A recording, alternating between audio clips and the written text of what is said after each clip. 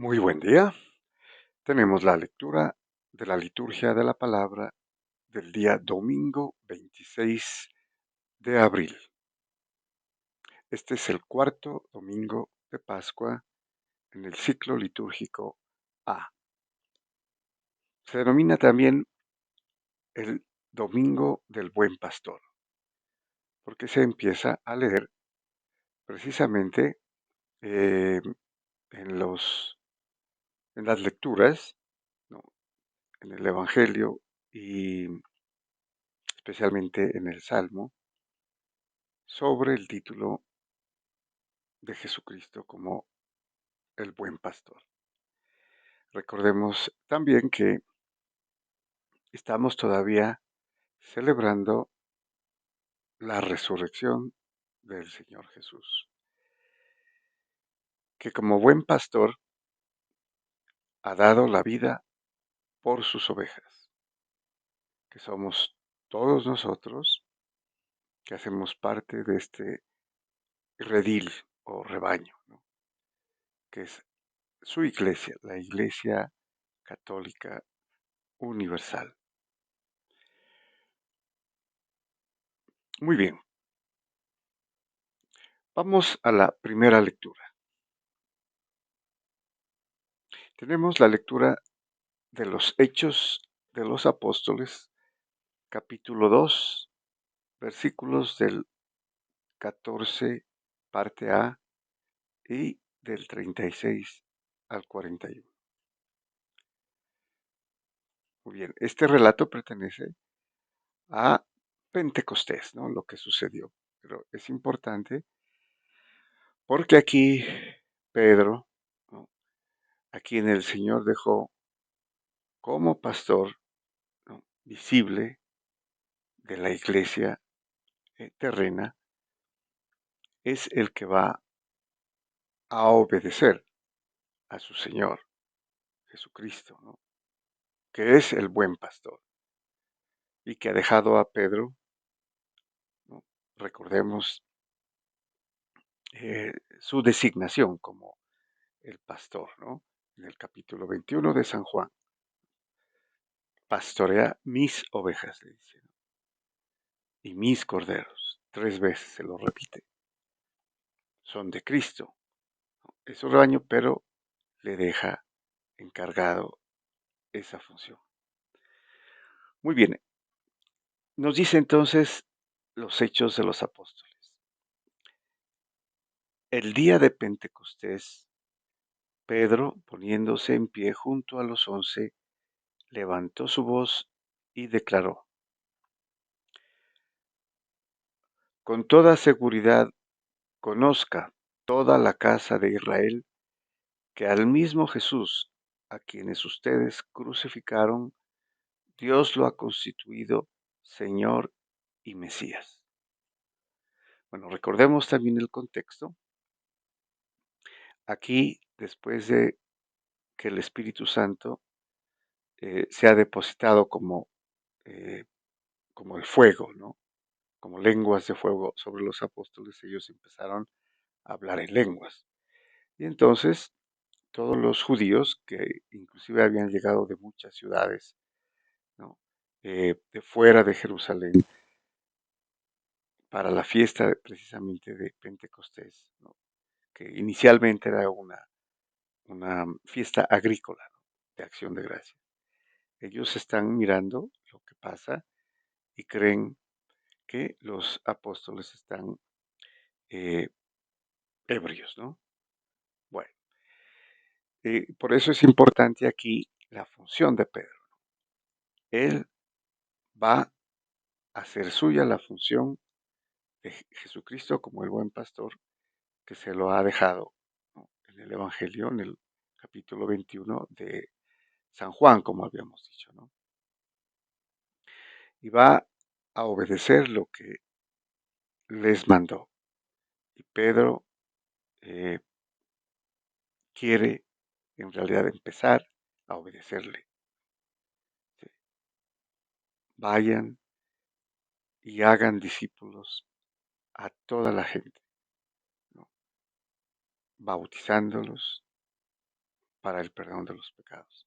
Entonces, esto también es un mandato del Señor que Pedro obedece, ¿no? Y aquí lo está haciendo con lujo de detalles, diciéndoles a los judíos que Jesucristo ha sido constituido Señor y Mesías, el Mesías que todos los judíos esperaban. Y continúa, al oír esto se les traspasó el corazón y preguntaron a Pedro y a los demás apóstoles, ¿qué tenemos que hacer, hermanos? Bueno, fue tan poderoso, ¿no?, el discurso de Pedro que se compungieron de corazón, ¿no? Aquí dice eh, se les traspasó el corazón. O sea, quedaron tan impactados al oír a Pedro, ¿no?, hablar sobre lo que había hecho Dios. Y a pesar de que los judíos habían crucificado, como lo relata aquí Pedro, ¿no? Ustedes crucificaron al Señor. Bueno, entonces la pregunta es, ¿qué hacemos? ¿Qué hacemos, hermanos? Están conmovidos y les preguntan, ¿qué hacemos? Pedro les contestó, conviértanse y sea bautizado cada uno de ustedes en el nombre de Jesús, el Mesías, para perdón de sus pecados y recibirán el don del Espíritu Santo. Aquí entonces vemos cómo Pedro ya hace suya la función, ¿no?, que le había dejado el Señor, de encargarse de sus ovejas y de sus corderos, ¿no?, cuidarlos, guiarlos y alimentarlos. Y entonces, la primera instrucción antes de el Señor subir al cielo es, vayan y conviertan, hagan discípulos, bautícenlos, ¿no?, para el perdón de los pecados y recibirán el don del Espíritu Santo. Y continúa, porque la promesa vale para ustedes y para sus hijos y para los que estén lejos, para cuantos llamare así el Señor Dios nuestro. Aquí también es importante recordar que es para todos, ¿no? E incluso utiliza el término hijos, para sus hijos, en general, que pueden ser bebés, ¿no?, niños, adolescentes, adultos, para todos.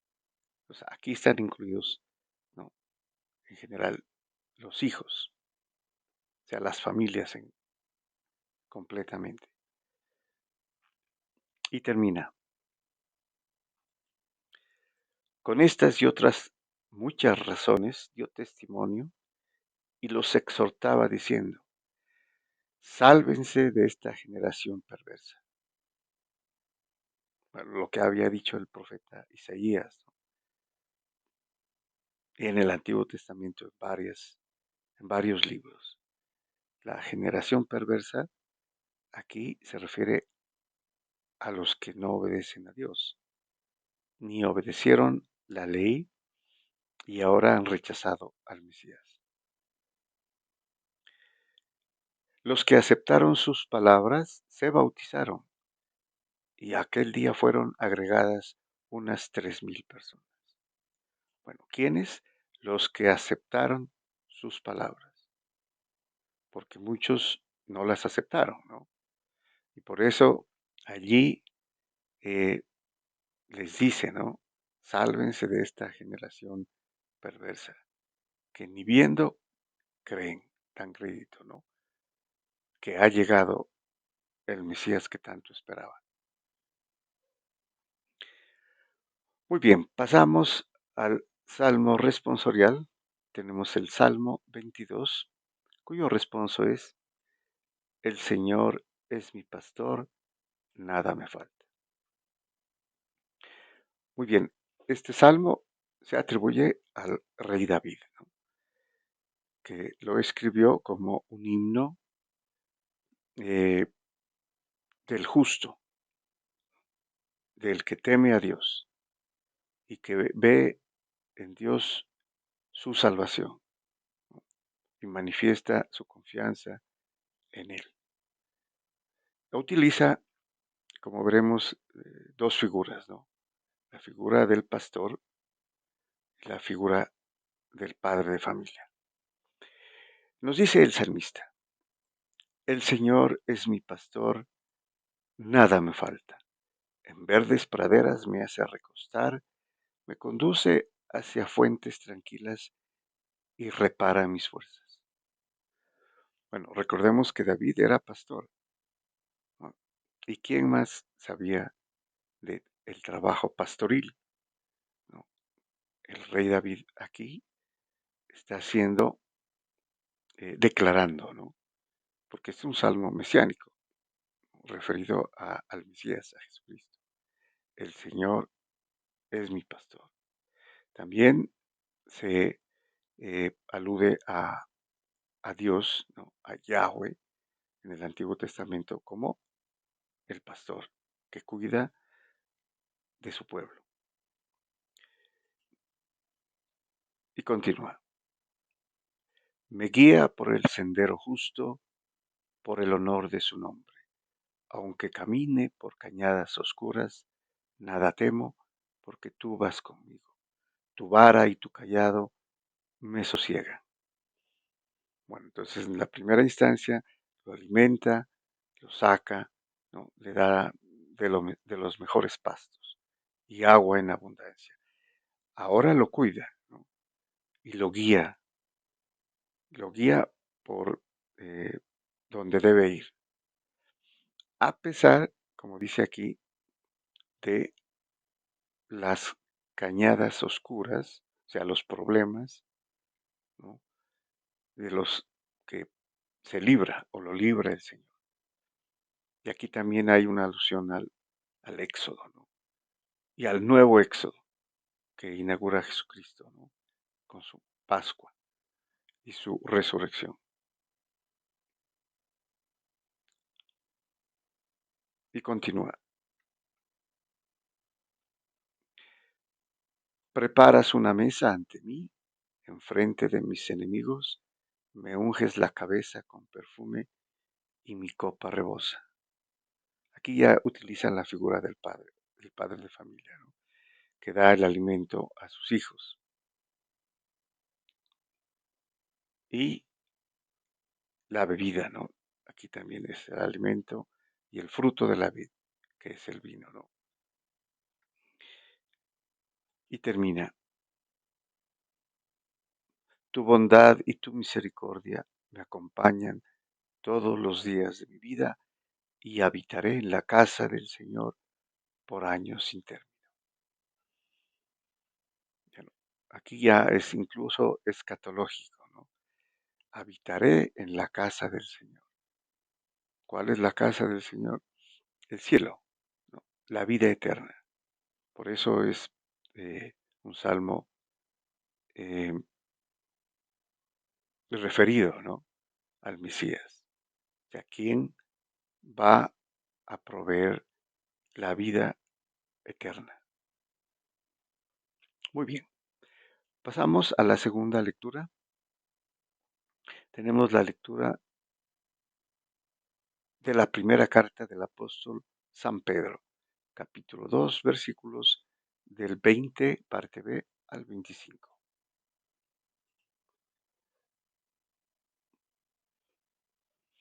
Bueno, esta carta pues la escribe San Pedro dirigiéndose a los primeros cristianos, ¿no? A los que han creído en sus palabras, ¿no? Se han hecho bautizar y hacen parte ya de la iglesia que construye, edifica el Señor Jesús. Nos dice entonces San Pedro, queridos hermanos,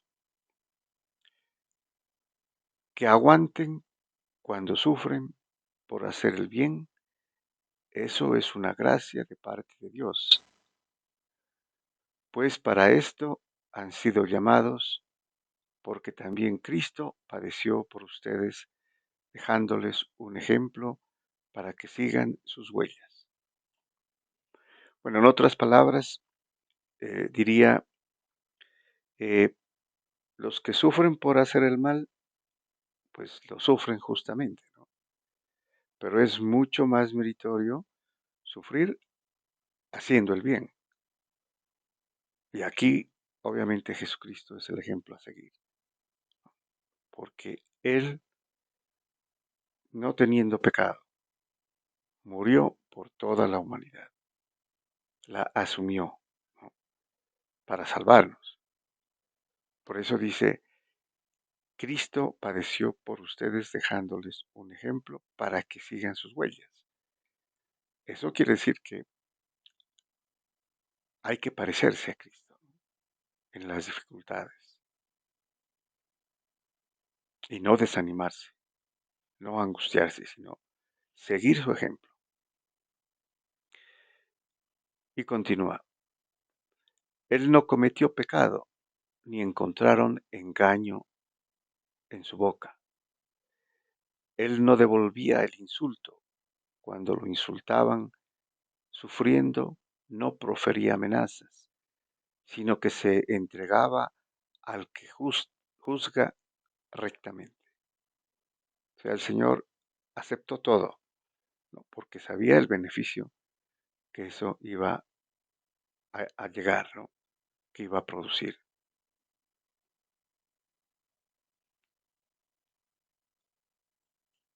Y continúa. Él llevó nuestros pecados en su cuerpo hasta el leño, para que muertos a los pecados vivamos para la justicia. Con sus heridas fueron curados. Bueno, se refiere aquí a que el Señor llevó a la cruz, ¿no? Todos nuestros pecados.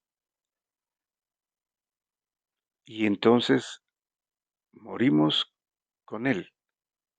Él que tenía una humanidad sin pecado, se ofreció, nos asumió en su muerte para precisamente perdonarnos los pecados y las faltas, ¿no?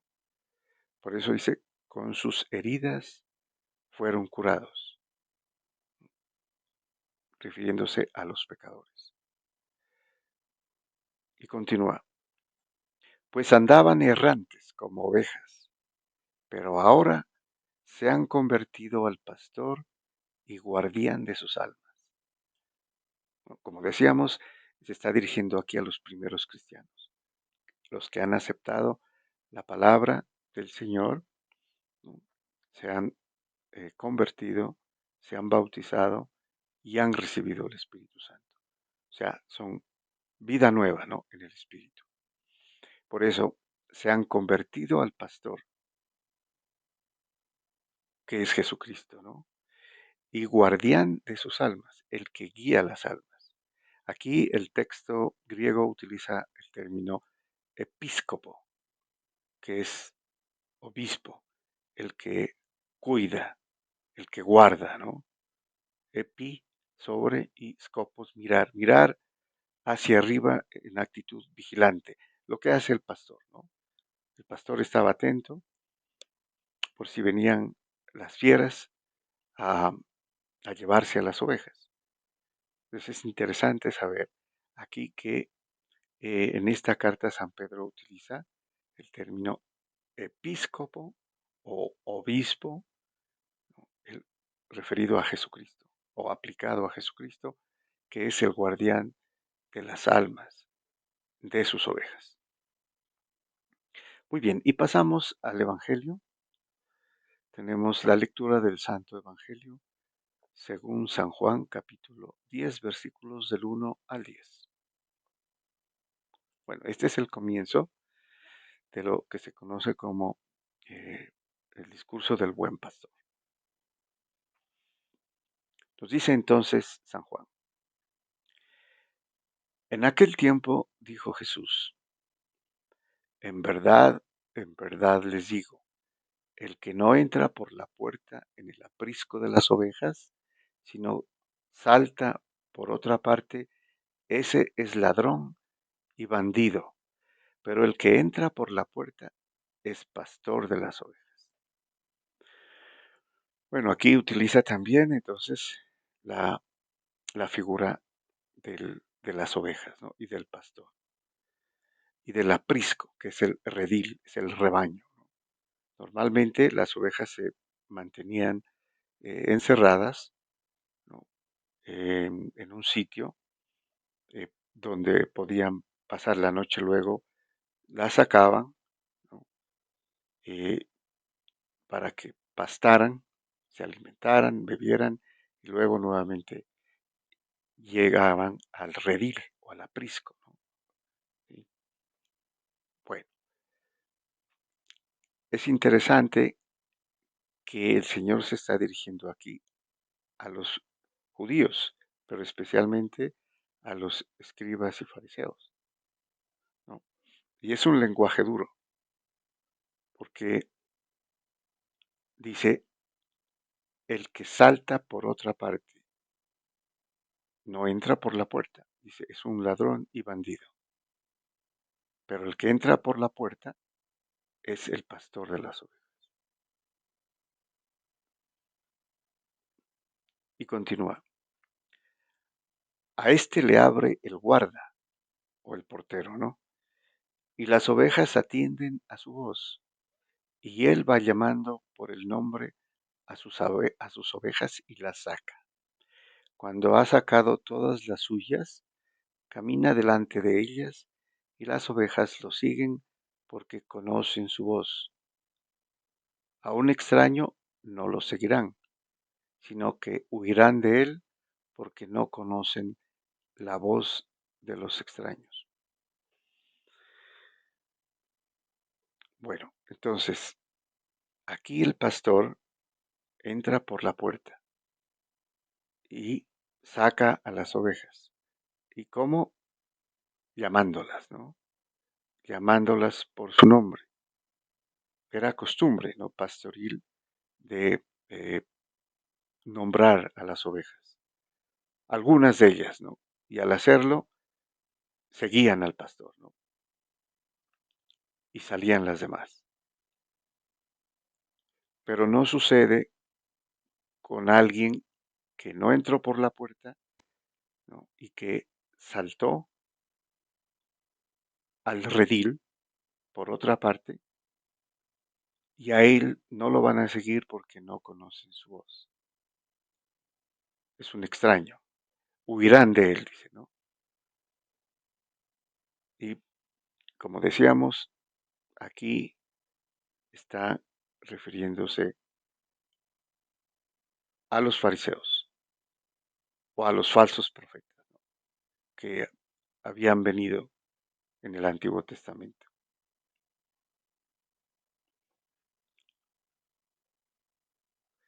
Y continúa, Jesús les puso esta comparación, pero ellos no entendieron de qué les hablaba. Bueno, los fariseos nunca se iban a poder dar cuenta de que se estaba refiriendo a ellos, ¿no? Porque ahora está el buen pastor, no aquel pastor que se aprovechaba de las ovejas, ¿no? O sea, se aprovechaba del pueblo, de los pobres, de los humildes, de los desposeídos, de las viudas, de los huérfanos, ¿no? Y los dejaba más pobres. Aquí está la figura del buen pastor que entra por la puerta. Y lo que sigue. Por eso añadió Jesús, en verdad les digo, yo soy la puerta de las ovejas. Ahora Él es la puerta por donde entran todas las ovejas,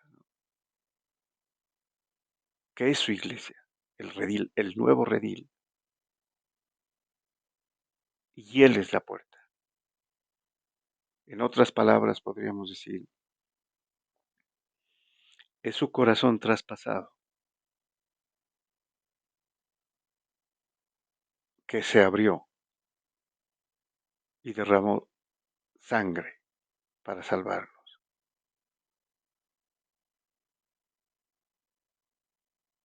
Y Él es la puerta donde entramos, por donde entramos y hacemos parte de su cuerpo místico. Somos miembros de Él, hacemos parte de ese cuerpo.